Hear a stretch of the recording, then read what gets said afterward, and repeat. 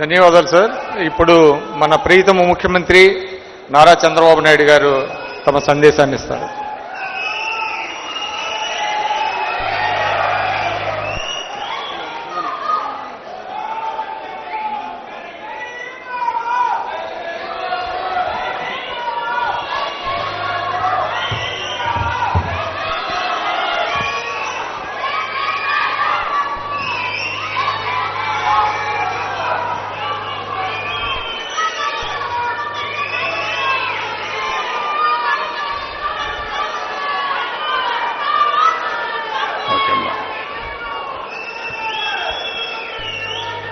Okay తమ్ముడు.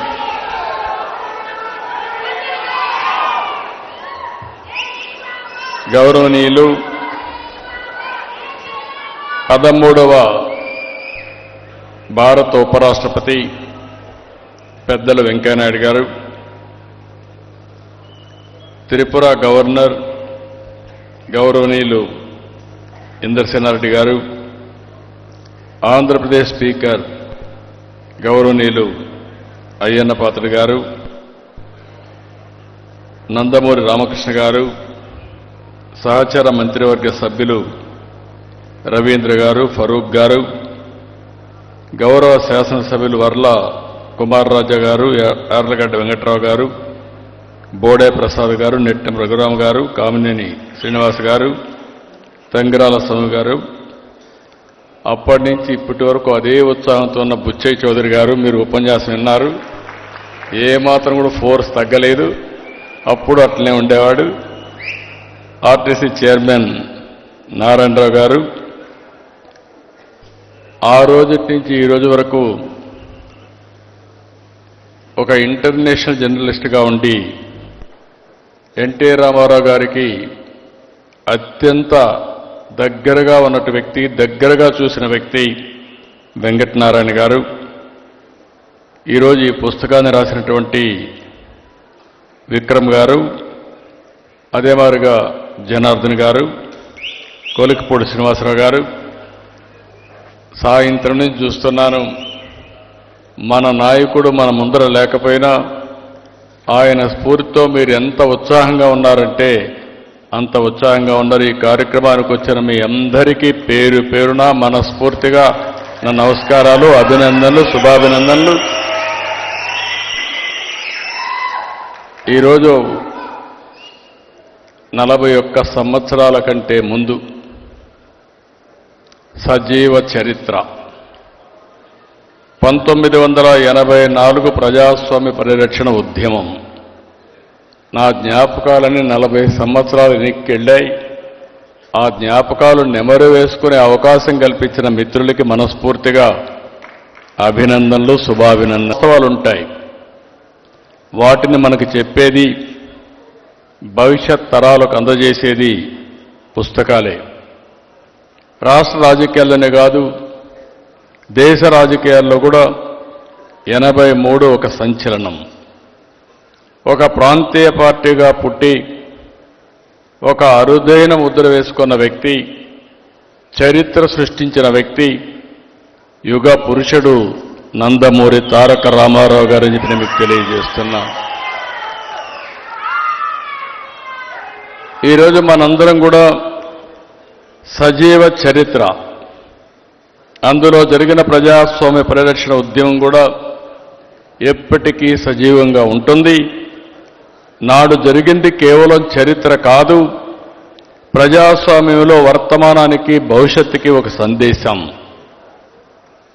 ఇప్పుడే చాలామంది మాట్లాడారు.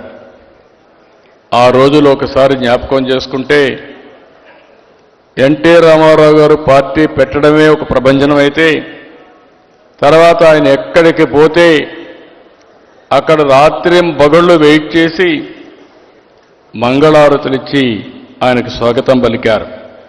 రాత్రింబగళ్ళు పడిగాపులు కాసిన పరిస్థితి. తెలుగు పౌరుషం, తెలుగువారి ఆత్మగౌరవ నినాదాలతో ప్రజలందరూ కోరుకున్నట్లే 83లో బ్రహ్మాండమైన మెజారిటీ, ఒక సునామీ సృష్టించారు. 3.5 దశాబ్దాల పాటు పరిపాలించిన కాంగ్రెస్ పార్టీని ఎక్కడికక్కడ పెద్ద ఎత్తున ఓడించారు. ప్రజలందరూ కూడా ఏకపక్షంగా నిలబడ్డారు.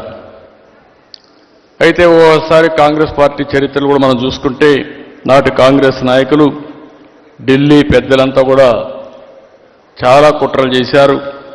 అలాంటి కుట్రలో భాగమే 83 ఆగస్టు అని చెప్పి కూడా మీకు తెలియజేస్తున్నా.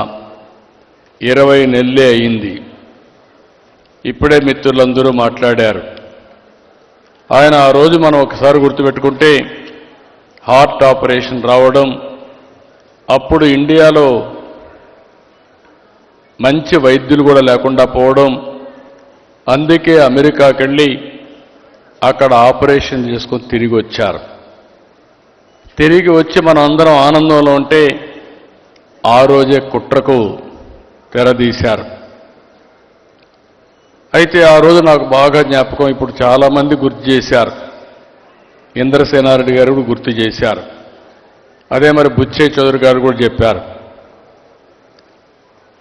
అక్కడ వచ్చిన సమాచారం అంతా చూసిన తర్వాత నాకు ఒక అనుమానం వచ్చి, ఏదో కుట్ర జరుగుతూ ఉంది, దీన్ని తిప్పి కొట్టాలంటే ఎమ్మెల్యేలు మెజారిటీ ఉంటే తప్ప సాధ్యం కాదని రాత్రికి రాత్రే మొత్తం 161 మంది ఎమ్మెల్యేల్ని ఆ రోజు రామకృష్ణ స్టూడియోస్లో ముషిరాబాద్కి చేర్చాం. అది గేమ్ చేంజర్గా అయింది. ఆ రోజు కానీ రాకపోయి ఉంటే, ఇంతమంది ఎమ్మెల్యేలు లేకపోయి ఉంటే ఏమాత్రం కూడా భయపడకుండా ముందుకు పోయే పరిస్థితి వచ్చేది. అంత మునుపు కూడా చరిత్ర మీరు ఒకసారి చూస్తే 47 నుంచి 84 దగ్గర 37 సంవత్సరాలు. 37 సంవత్సరాల్లో 26 ప్రభుత్వాల్ని పడగొట్టారు. 18 నెలలకు ఒక్కొక్క ప్రభుత్వం పోయింది. కానీ ఈ మహాపోరాటంలో గెలిచింది ఒకే ఒక వ్యక్తి, అది నందమూరి తారక రామారావు గారు.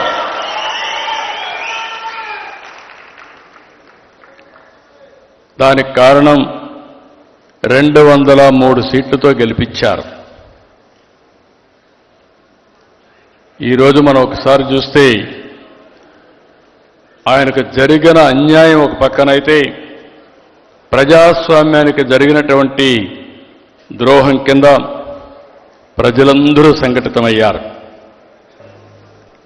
ఆయన నేరుగా వచ్చి అంటే మన స్టూడియోకి వచ్చి అక్కడి నుంచి ఇప్పుడు కూడా గుర్తు చేశారు, ఎమ్మెల్యే క్వార్టర్స్ పోతే వీళ్ళందరి మీద దాడి చేశారు. అక్కడ ఇస్తే ముఖ్యమంత్రిగా గవర్నర్ కలవడానికి పోయిన ఎన్టీ రామారావు గారు తిరిగి పోలీసు తీసుకుపోయే పరిస్థితి వచ్చింది. ఆ ఒక్క సంఘటన దేశంలో ఉండే ప్రతి ఒక్కరిని దిగ్భ్రాంతికి గురి చేసింది. అంతేకాకుండా దేశమే కాకుండా భారతదేశం మొత్తం బగ్గుమనే పరిస్థితి వచ్చింది. కన్యాకుమారి నుంచి కాశ్మీర్ వరకు ప్రజలందరూ కూడా ఒకటయ్యే పరిస్థితికి వచ్చారు. ఆంధ్రప్రదేశ్లో ఒక ప్రాంతం అని కాదు, ఒక గ్రామం అని కాదు, తెలంగాణ, ఉత్తరాంధ్ర, దక్షిణాంధ్ర, రాయలసీమ అందరూ ఒకటయ్యారు. ఎక్కడికక్కడ రోడ్డు ఎక్కారు. ఒక్క రోజు కూడా వదిలిపెట్టలేదు. ఇప్పుడే కొంతమంది మాట్లాడినప్పుడు చెప్పారు, వెంకటనారాయణ గారు మాట్లాడినప్పుడు చెప్పారు, నా చరిత్రలో నా జీవితంలో ఎప్పుడూ చూడనటువంటి సంఘీభావాన్ని చూశాను. మేమందరం ఆ రోజు ఎమ్మెల్యేలు కాపాడుకోవాలి. ఒక ఎమ్మెల్యేకి మంత్రి పదవి అప్పట్లో ₹1 మరి డబ్బులు ఆఫర్ చేస్తే వీళ్ళని కాపాడుకోవడం మాకు చాలా కష్టం అయిపోయేది.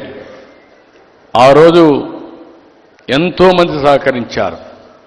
మాకు తెలియని వ్యక్తులు, ఉదాహరణ మీరు ఒకసారి చూస్తే కర్ణాటకలో హెగ్డే గవర్నమెంట్ మాకు షెల్టర్ ఇవ్వాలి, దేశంలో ఎవ్వరూ ఇవ్వలేని రోజున కర్ణాటకలో మాకు అకామిడేషన్ ఇచ్చిన ఏకైక వ్యక్తి రామకృష్ణ హెగ్డే. ఆ రోజు అక్కడ రఘుపతి గారు మంత్రి. రఘుపతి గారిని అప్పచెప్తే రాత్రింబగళ్ళు మాతో ఉండి మొత్తం ఎమ్మెల్యేలకు ఏం కావాలో చేసిన సందర్భం అది. దేశంలో ఉండే అన్ని రాజకీయ పార్టీలు, కాంగ్రెస్ ఇతర ప్రతిపక్షాలన్నీ కూడా 18 పార్టీలు జమకట్టాయి. ఒకే మాట, ఒకే డిమాండ్. మీరు చూస్తే గవర్నర్ రామ్లాల్ రీకాల్ చేయాలని పెద్ద ఎత్తున ఉద్యమాలు చేశారు. హేమీలు. ఈరోజు మీరు చూస్తే చరణ్ సింగ్, చంద్రశేఖర్, వాజ్పేయి గారు, అద్వానీ, జార్జ్ ఫెర్నాండెస్, కరుణానిధి, చండ్ర రాజేశ్వరరావు, మాక్కినేని బసవ పొన్నయ్య, ఇలాంటి వాళ్ళందరూ కేంద్రంలో నేషనల్ లెవెల్లో సారథ్యం వహించారు. ఇక్కడికి వస్తే వెంకయ్యనాయుడు గారు, ఇందర్సేన్ రెడ్డి గారు, దత్తాత్రేయ, సుందరయ్య గారు, ఇలాంటి మహామకులందరూ కూడా ఇక్కడంతా కూడా పోరాడారు. ఆ రోజు జ్ఞాపకాలు చూసుకుంటే కట్టుబట్టలతో నేను బయలుదేరి వెళ్ళిన తర్వాత 30 రోజులు మళ్ళా ఎన్టీ రామారావు గారు ముఖ్యమంత్రి అయిన తర్వాతనే ఇంటికి వచ్చాం. నేను ఒక్కడనే కాదు, నాలాంటి వాళ్ళు కొన్ని లక్షల మంది త్యాగాలు చేశారు, జైళ్ళకి వెళ్ళారు, పోరాటాలు చేశారు. అంతిమంగా ఎమ్మెల్యేలు కూడా మీరు చూస్తే ఒక పట్టుదల, ఎట్టి పరిస్థితుల్లో ప్రజాస్వామ్యం కాపాడాలి, ఎన్టీ రామారావు గారికి న్యాయం జరగాలని పట్టుదలతో పోరాడారు. సాధించామని చెప్పి కూడా నేను మీకు తెలియజేస్తున్నా. ఓసారి బాధ, ఆవేదన కలుగుతుంది. అదే సమయంలో మా అత్తగారికైతే క్యాన్సర్ కూడా ఉండేది. ఈయనకు హార్ట్ ఆపరేషన్ అయింది, ఆవిడకి క్యాన్సర్ ఉంది. ఆ తర్వాత ఈయన ముఖ్యమంత్రి అయిన తర్వాత ఆవిడ చనిపోయే పరిస్థితికి వచ్చారు. ఇది కుటుంబంలో ఒకసారి తలుచుకుంటే చాలా బాధ, ఆవేదన. అదే సమయంలో ఎన్టీ రామారావు గారి పట్టుదల చూస్తే తెలుగు జాతి, అందుకే ఎన్టీ రామారావు గారు చిరస్థాయిగా తెలుగు జాతి ఉన్నంత వరకు తెలుగువారి గుండెల్లో ఉండిపోతారు. అది ఆయన పోరాడినటువంటి పోరాట పటిమ. అలాంటిది మనం ఎవ్వరూ మరిచిపోలేం. తప్పకుండా మన ప్రయత్నాలు మనం చేస్తూనే ఉంటాం. ఈ దేశంలో భారతరత్న ఎన్టీ రామారావు గారికి ఇవ్వాలని అనునిత్యం పోరాడుతాం. వచ్చే వరకు, సాధించే వరకు ఈ పోరాటం ఆగదని మరొకసారి మీ అందరికీ విజ్ఞప్తి చేస్తున్నా. అందుకే తమ్ముళ్ళు ఎన్ని గుర్తుపెట్టుకుంటే డెఫినెట్గా మనం అది ఈ రోజా, రేపా, ఎల్లుండా తప్పకుండా ఎన్టీ రామారావు గారికి భారతరత్న వస్తుంది. దానికోసం పోరాటం చేస్తాం, సాధిస్తాం. ఈరోజు ఇంకో పక్క మనం చూస్తే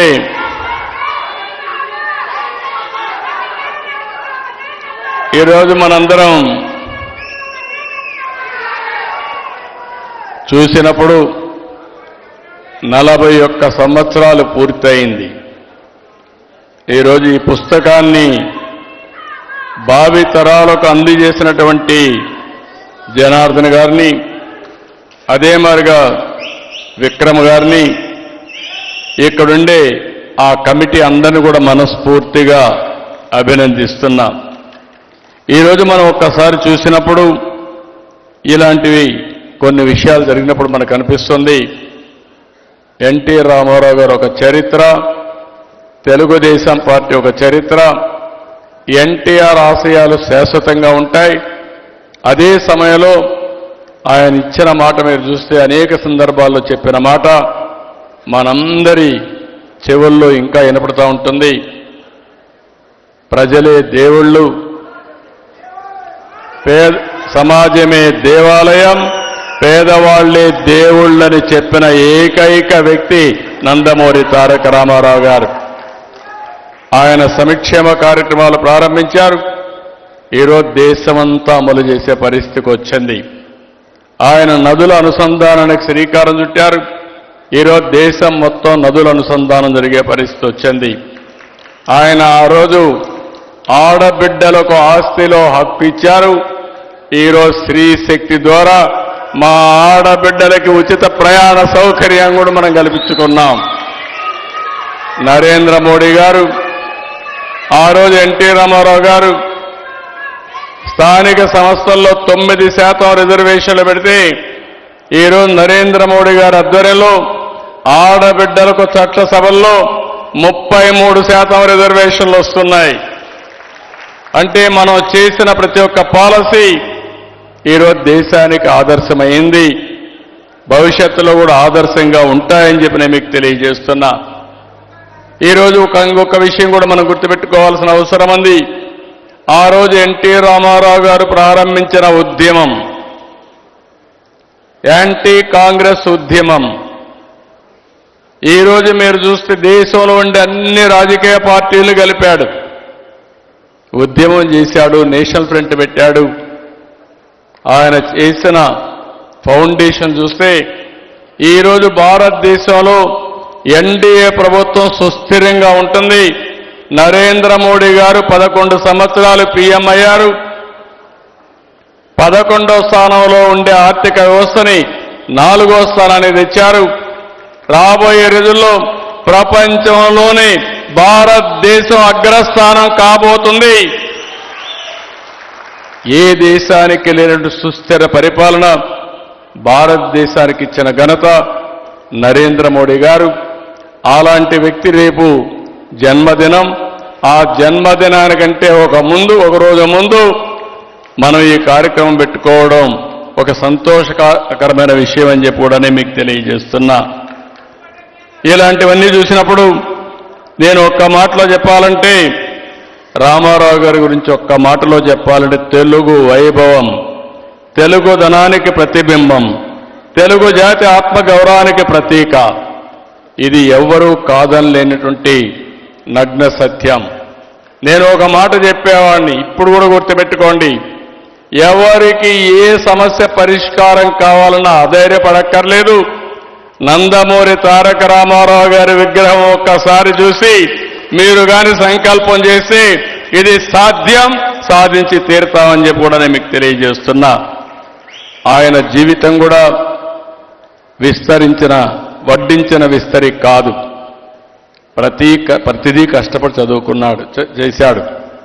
పట్టుదల, ఆత్మవిశ్వాసం, ఒక్కొక్క మెట్టు ఎదుగుతూ వచ్చాడు. అందుకే ఎన్టీఆర్ ఒక ఆదర్శంగా మిగిలారు. 49లో మన దేశం నటుడిగా క్యారియర్ మొదలుపెట్టాడు. పాతాళ భైరవి, మాయా బజార్, లవకుశ, దానవీర సూరకర్ణ, గుండమ్మ కథ, ఇలా ఎన్నో మరుపురాని చిత్రాలు నటించాడు. దేవుళ్ళు చూడలేదు కానీ శ్రీరాముడు ఎట్టుంటాడో, శ్రీకృష్ణుడు ఎట్టుంటాడో, కర్ణుడు ఎట్టుంటాడో చూడాలంటే అది ఎన్టీఆర్ రూపంలోనే మనం చూస్తున్నామని చెప్పి కూడా నేను మీకు తెలియజేస్తున్నా. ఒక సినిమాల్లోనే కాదు, ఒక రాజకీయాల్లో ఒక ఆదర్శ నేత. ఈ దేశానికి సంక్షేమ కార్యక్రమాలు ఇవ్వచ్చని చెప్పినటువంటి నాయకుడు నందమూరి తారక రామారావు గారు. ఆ రోజుట్లో ₹2 కేజీ బియ్యం, సగం ధరకే చీర దోవతి, ₹50కే హెచ్పి కరెంట్ ఇవ్వడం, ఇలాంటి పేదవాళ్ళందరికీ పక్కా ఇళ్లు కట్టడం 1-2 కార్యక్రమాలు కాదు, అనేక కార్యక్రమాలు చేశాడు. అందుకే మనం అందరం గుర్తుపెట్టుకోవాలి, ఎన్టీఆర్ అంటే రాజకీయాల్లో ఒక సంచలనం, ఎన్టీఆర్ అంటే ఒక ఉత్తేజం, ఉత్సాహం, ఎన్టీఆర్ అంటే ఆవేశం, ఆత్మాభిమానం, ఎన్టీఆర్ అంటే రామరాజ్యం, పేదల సంక్షేమం, ఎన్టీఆర్ అంటే నాటికి నేటికి ఎప్పటికీ తెలుగు జాతి వైభవం. అందుకే ఆలోచిస్తున్నాం, అమరావతిలో ఎన్టీ రామారావు గారు శాశ్వతంగా గుర్తుండే విధంగా తెలుగు భాష కూడా ప్రాచీన భాషగా డిక్లేర్ చేశారు. ఈరోజు మన వెంకయ్యనాయుడు గారి యొక్క కృషితో నెల్లూరులో సెంటర్ పెట్టారు. కానీ వారు కూడా మనం ఒక మాట అన్నారు, దాన్ని డెవలప్ చేయాలని. వారు అనుమతిస్తే ఆ సెంటర్ కూడా తీసుకొచ్చి తెలుగు వైభవం పేరుతో ఎన్టీఆర్ విగ్రహం పెట్టి పెద్ద ప్రాచీన తెలుగు భాషకి, తెలుగు ప్రాచీన భాషగా దీన్ని భావితరాలకు అందించే బాధ్యత తీసుకుంటామని చెప్పి కూడా నేను మీకు తెలియజేస్తున్నా. ఈరోజు గుజరాత్లో సర్దార్ వల్లభాయ్ పటేల్ విగ్రహాన్ని పెట్టారు. అదే తరహాలో తెలుగు జాతి గుర్తుండే విధంగా మన ఎన్టీ రామారావు గారు విగ్రహం పెట్టి తెలుగు జాతికి కష్టపడిన ప్రతి ఒక్కరిని గౌరవించేట్టుగా చేస్తామని చెప్పి నేను మీకు తెలియజేసుకుంటూ, ఆయన ఎప్పుడూ ఒకటే చెప్పేవాడు, భాష మీద జాతి మీద అభిమానం ఉండే వ్యక్తి ఎన్టీ రామారావు గారు.